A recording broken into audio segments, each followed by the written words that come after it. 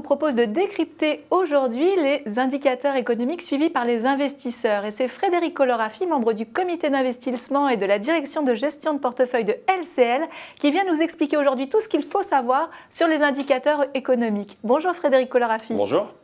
Alors, pouvez-vous commencer par nous expliquer à quoi sert un indicateur économique? Alors, si on souhaitait prendre un exemple imagé, un indicateur économique, c'est un peu comme un baromètre, parce qu'il permet aux investisseurs justement de jauger de la situation et de construire un scénario économique. Tous les jours sont publiés des dizaines d'indicateurs économiques qui peuvent correspondre à une zone géographique, à un pays en particulier, ou même à un secteur.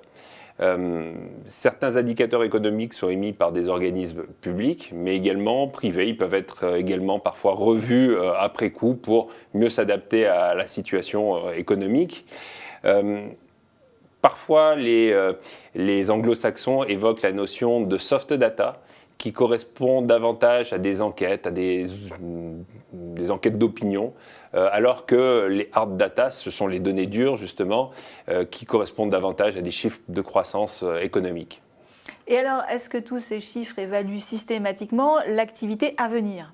Alors, il y a des indicateurs économiques qui sont plus prospectifs, on les appelle des indicateurs avancés. Quand on interroge des chefs d'entreprise ou des ménages sur leurs intentions futures, c'est plutôt un indicateur avancé. Par contre, quand on comptabilise le taux de chômage, c'est plutôt un constat qu'on fait sur le passé, et là, c'est un indicateur retardé. Et il y a des indicateurs coïncidents qui relatent de la situation au moment où ils sont publiés. Et alors, est-ce que parmi ces indicateurs, il y en a qui ont une importance particulière aux yeux des investisseurs? Alors, en fonction du type d'investisseur, on va avoir des indicateurs qui sont davantage suivis que d'autres. Si on prenait l'exemple des stocks hebdomadaires de pétrole aux États-Unis, bien, c'est évident qu'un gérant spécialisé sur les matières premières va être davantage sensible à cette statistique qu'un gérant qui est spécialisé sur le marché de l'immobilier. Pour autant, il y a un certain nombre d'indicateurs qui sont incontournables et qui ont un impact assez sensible à chaque fois qu'ils sont publiés sur les marchés d'actions ou les marchés de taux. Et alors, avez-vous des exemples de statistiques justement particulièrement suivies par les investisseurs? Alors là, oui aussi, il faut faire attention aux périodes. Après, par exemple, la crise des subprimes aux États-Unis, les chiffres liés à l'immobilier, les mises en chantier étaient particulièrement suivis.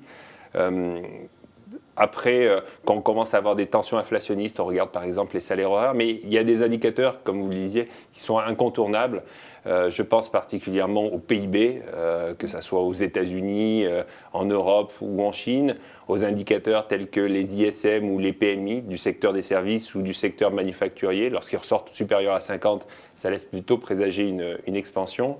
Il y a des indicateurs en Europe et en Allemagne en particulier, comme l'IFO, qui est un indicateur du climat des affaires, ou le ZEW, qui est un indicateur du sentiment des investisseurs, qui sont également regardés par les gérants de portefeuille. Et puis, quand on s'interroge sur l'évolution de l'inflation, il y a bien entendu les prix à la consommation et les prix à la production qui sont particulièrement surveillés. Ce qui nous intéresse, nous, en tant que gérants de portefeuille, ce n'est pas la statistique en tant que telle, c'est plus son évolution dans le temps. Et c'est surtout de savoir si elle ressort supérieure ou inférieure aux attentes et au consensus de marché. Merci beaucoup Frédéric Colorafi. Merci. Alors grâce à vous, on a compris la place prépondérante qu'occupent les indicateurs économiques dans la gestion de portefeuille et le fait que même s'ils sont nombreux, certains revêtent une importance toute particulière. Pour plus de précision et pour obtenir des conseils sur mesure, contactez votre conseiller LCL Banque Privée. À bientôt.